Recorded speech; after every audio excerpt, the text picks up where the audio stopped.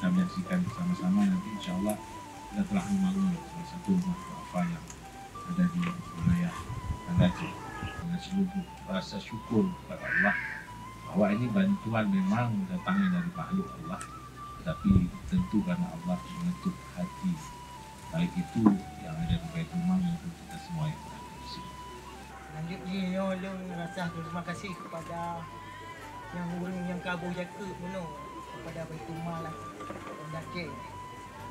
Kerana dengan berkatnya pi, kanyo kan terbentuklah yang katrip mau pre-pre.